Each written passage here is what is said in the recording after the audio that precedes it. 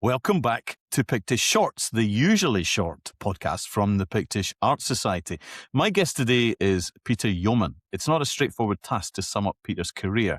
In archaeology, heritage management, authorship and research, Peter was formerly head of cultural heritage and then principal heritage researcher at Historic Scotland. During that time, he was involved in some incredible projects, including my favourite museum display, the High Crosses at Iona Abbey. And he's also responsible for quite a few of the books on the shelves behind me. Welcome, Peter. You describe yourself, I think, today as an independent researcher. So please tell us what you're up to now. Well, yes, as you say, I used to work for Historic Scotland, but I'm all right now. The wounds have healed. I left 10 years ago. And yeah, since then I've carved a bit of a path, really following my own interests, particularly clearing up a few things that I hadn't published. I lead these archaeology tours, and that's how you and I really have come across each other, particularly because my Picts tours that I created for Brightwater and for Andante have involved taking the group to see a real live in captivity Pictish stone carver called David McGovern, and that's proved to be an absolute highlight of the tour and a great delight. It's always a great pleasure for me. Before I worked in Historic Scotland, I had 10 years, man and boy, as the first Fife Council archaeologist, which by and large was an amazing experience, being able to take full advantage of the remarkable archaeology in the kingdom. And during that time, of course, capitalizing on a few opportunities, including doing a series of excavations on the May Island. And actually, that kind of leads us into your first question, because on the May, I was probably in the early Christian, the first 500 years of monastic settlement on the May in the early Christian period. I was excavating the cemetery there. A lot of the individuals who'd come out there to die, we had a lot of evidence of healthcare, which has come about more recently from the excavated remains. A lot of them were probably Picts, not that, of course, you can tell there's no sort of Pictish genetics or anything like that, or at least I think I'm correct in saying that. I mean, they could have come from either side of the Forth, but the feeling, because it's the Isle of May, for those who don't know, it's right in that incredibly strategic location, key location at the mouth of the River Forth. It's a couple of miles nearer to Fife than it is to, say, North Berwick on the Lothian side. So a lot of those individuals, in fact, don't know if you can see that. Yeah, we could maybe pop that up on screen if you send it to me. Yeah. Long kissed burials, lots of dates right in the Pictish period, but also an intriguing suggestion that James Fraser, a wonderful Scottish medieval historian, used to be in Edinburgh University back in his native Canada now. He came up with a wonderfully sort of provocative phrase to do with the May Island, St Andrews before St Andrews, which of course I really liked. There were Christian burials there from a very, very early time, much older than any that have been found in the early Christian cemeteries excavated around St Andrews. But also it was actually as a schoolboy that I first encountered the Picts, probably without realizing it, because I was incredibly fortunate growing up in Aberdeen that our neighbour, Colvin Gregg, and his wife Moira Gregg, who you know well. Of course, yes. They, along with others, ran an amazing excavation project, what you would call amateur archaeology, but there was nothing amateur about it at all. But it kind of just predates professional, the profession, if you like. So this is early 70s. I was 14. And once you were 14, you could go and learn how to be an archaeologist for a couple of weeks in your school holidays. Absolutely fantastic experience. No health and safety whatsoever. So a magnificent promontory fort, multi-period promontory fort, Cullycan, Troop Point, Cullycan, beside Pennin, the village where, of course, they filmed Local Hero. Yeah. We slept on the floor of the village hall that features in the Cayley scene in Local Hero. We were there before them, of course. And I did a couple of seasons there, and multi-period site, cut a long story short, prehistoric, but also a promontory Pictish fort, possibly a box rampart, something like that. So it's between Fraserburgh and Macduff on the Murray Firth coast. Absolutely spectacular sheer cliffs all around. We could reach out and touch the seagulls that were hovering on the updraft as these precipitous drops down to the foaming brine down beneath us. We should have been, in harnesses and roped down and stuff like that. But no.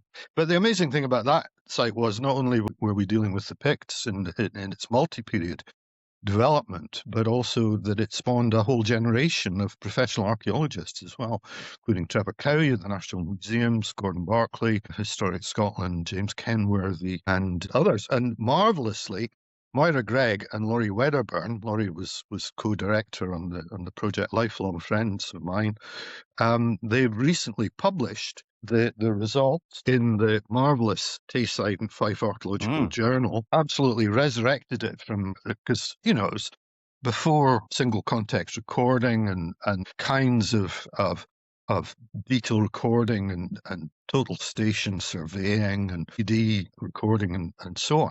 So, it's fantastic that what Moira, and with, of course, surprise, Gordon Noble had a hand in the publication as well. That boy is something else. He does get mentioned a couple of times on here, so let's just move swiftly on. Yeah.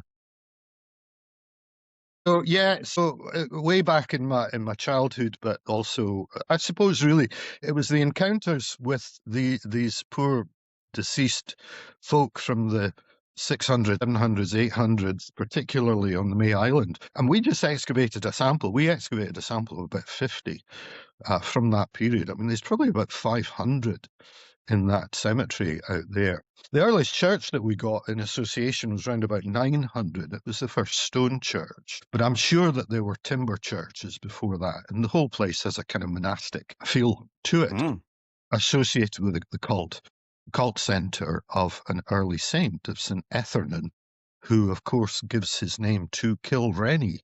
Kilrenny is church or chapel of Ethernan, which has the wonderful stone there, the marigold cross stone. Yeah.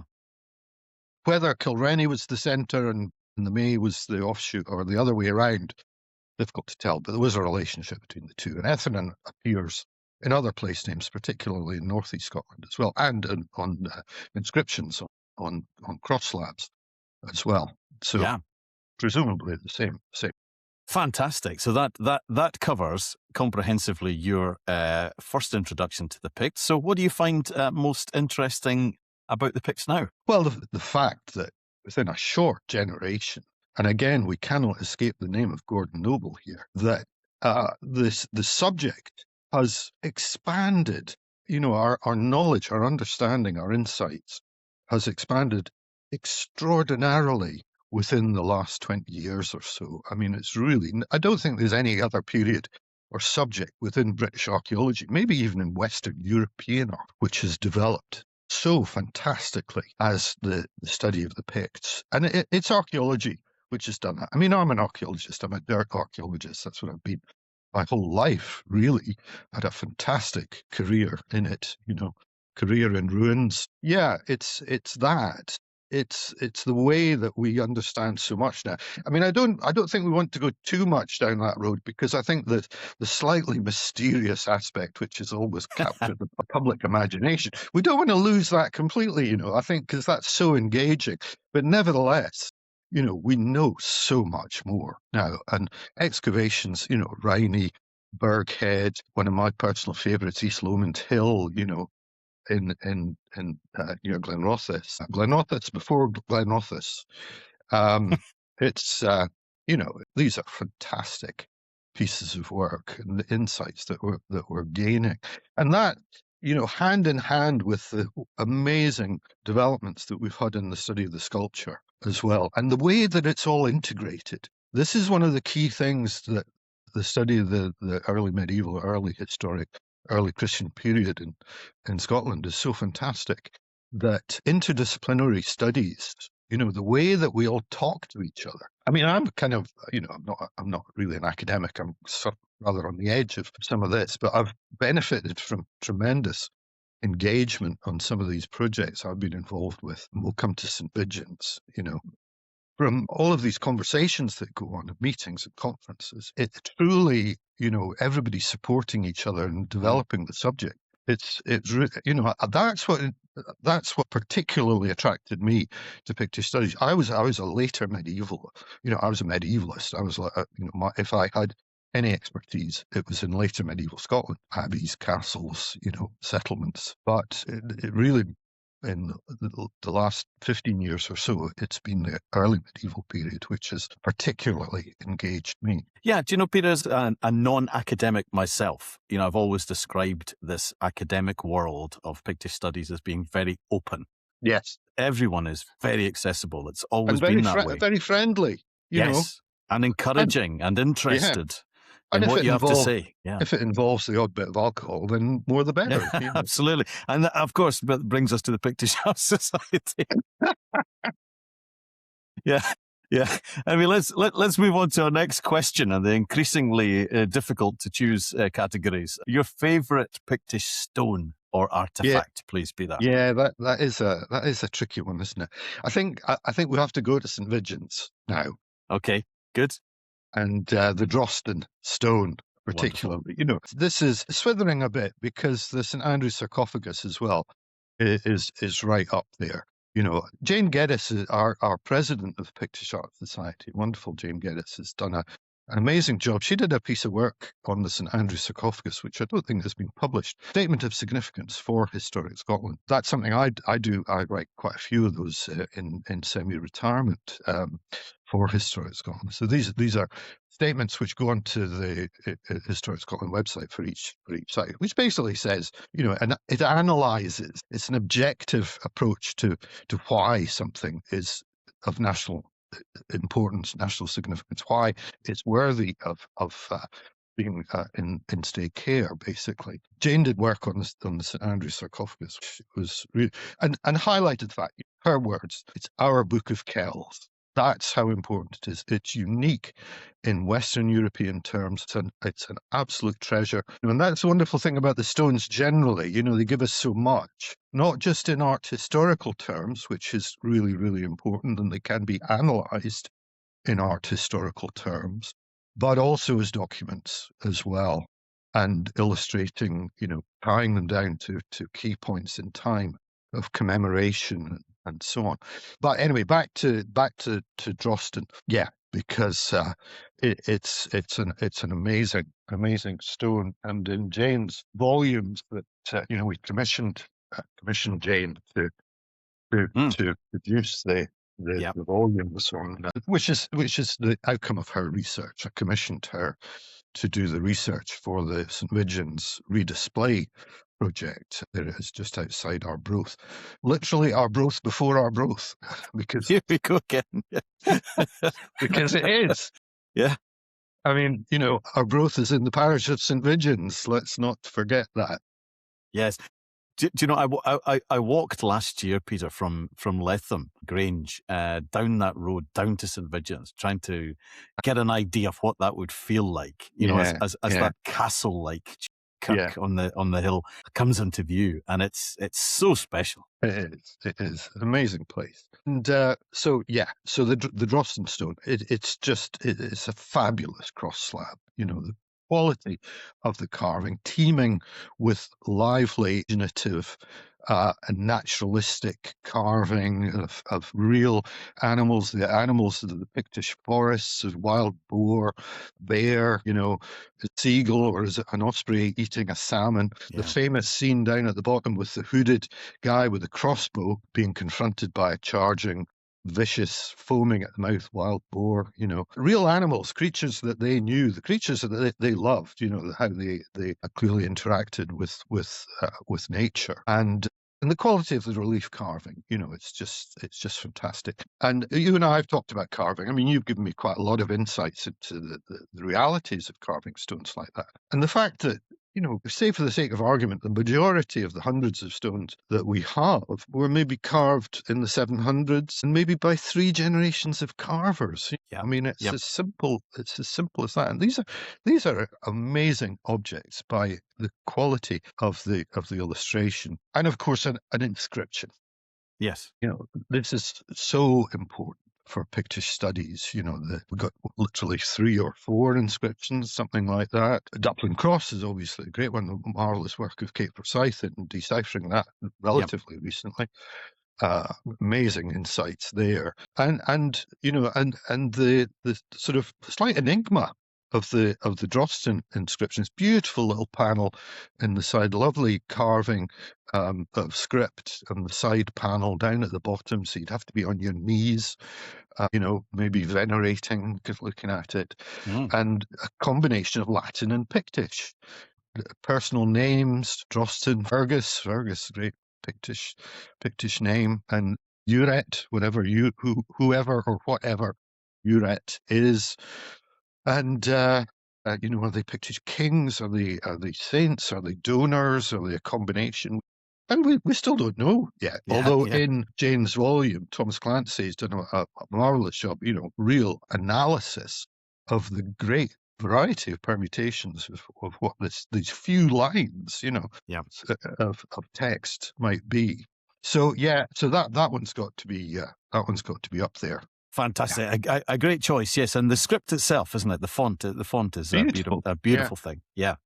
Okay, great. Great nomination, and quite local to me too. So I love it. Peter, the next question, another stinker, is if you could only suggest a visit to one Pictish site, museum, site, stone, whatever, which would it be? Well, it's got to be St. Vigeans. Magic. It's just got to be. I mean, 2009, I'd cut my teeth on the Whithorn stones redisplay. I was responsible in leading 3 major stone displays, early medieval stone sculpture collections in Historic Scotland's care.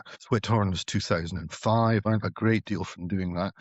St. Vigeans was 2009, and Iona was 2013. And I got that marvellous cultural spread as well when you think about it. Yeah, very different collections. All completely different.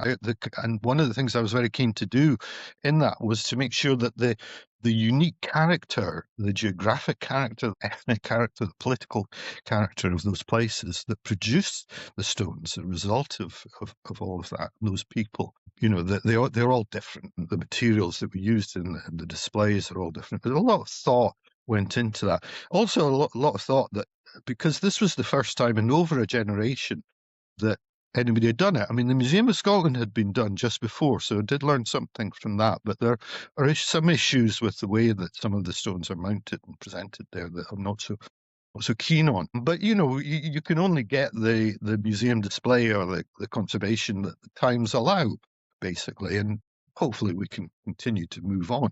So we developed some principles with Whithorn. Sally Foster's work. Sally Foster had done some work on this in Historic, my wonderful colleague then in Historic Scotland, both of us in Historic Scotland at that time, shared interests. And, getting some common design principles in place, the best of which is that you simply allow the stones to be seen. All sides of them, which can be an enormous challenge from a mounting, physical mounting point of view. And the key thing to it is the light. If I always said, in any of those projects, if the one thing that people did, they came in and they looked at the stones, because that's the one thing that people never did before. St. Vigeans was a interpretation-free jumble sale beforehand. One of the stones, we call it 007, it had a big rod coming out the top of it. It's in the kind of goalposts mounting frame now. It's quite damaged. Yeah. And we discovered that rather than it being supported by the roof, it was actually supporting part of the roof timber through that rod coming out of the top of it.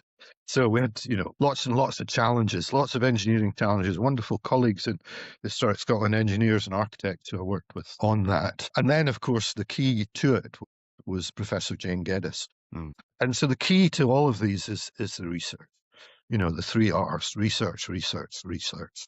And St. Vigeans was great because, St. Vigeans obviously it's a twin with Meagle, and they may both have been Pictish royal monasteries or something like that. It's only in that context that the wealth of carving could really be produced.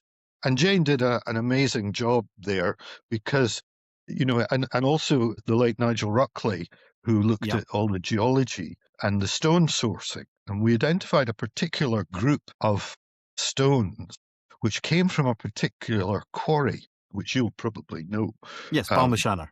Yeah, but from a very deep seam in that quarry. So they were choosing a stone that was going to last, that was going to carve well. It was going to last. It wasn't going to flake so easily. So more fine grained, maybe. Yes. And so by identifying that, we took this decision. We're going to present these together as a group.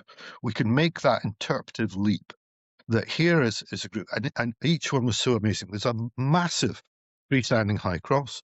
There's the Drosten stone. There's a massive sort of coped monument, or tegulated house-shaped, solid house-shaped shrine, of which we've only got a slither surviving, and there's a very nice recumbent stone as well. And we presented those together at the beginning of the display. You kind of get drawn into that. And this is shown as this was a group. We believe from antiquarian sources that it stood near where the church is, putting it in place. And also the key point as well, which the lighting is so important about, and trying to we introduced natural light from above as well, is to somehow, just get people to intuitively understand. Same at Whithorn. These stood outdoors. These were outdoor monuments that are now being gathered in for good reasons and presented in a museum context. But trying to, disassemble that and get them back to what they really were, and paint the picture of how that hilltop would have looked. Must have been absolutely incredible. And just as an aside, a wonderful thing that we did with our past president, John Borland, and John drew that collection. Yes. Extraordinary, wonderful, the key bits, the key documents to understanding those are these drawings. And we recognized that there was a recumbent stone still in the wall of the church, south wall, still there. Yes. Wonderful historic Scotland stonemasons. I got them to unpick all the mortar around it, and got this wonderful photograph of John kind of with his arms sort of, feeling for it. Yeah. Feeling in, because the recumbent, it's upside down. He could feel the slot. It was one of these slotted recumbents for timber cross or something like that, and key pattern and so on. Of course, we couldn't take it out because the church would fall down if we took it out, and I don't think they'd be very keen on that idea. But there's some nice later medieval carved fragments in those walls as well, and probably other bits of stones. And I know a lot of your audience will know St. Vigeans, but go there. That's the thing. Find out when it's bloody open. Because we had this unfortunate thing that it was a project that was born out of great enthusiasm for its cultural significance.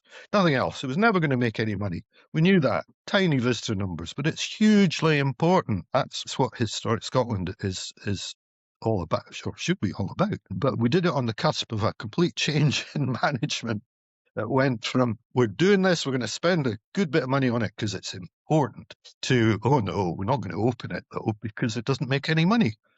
So that kind of...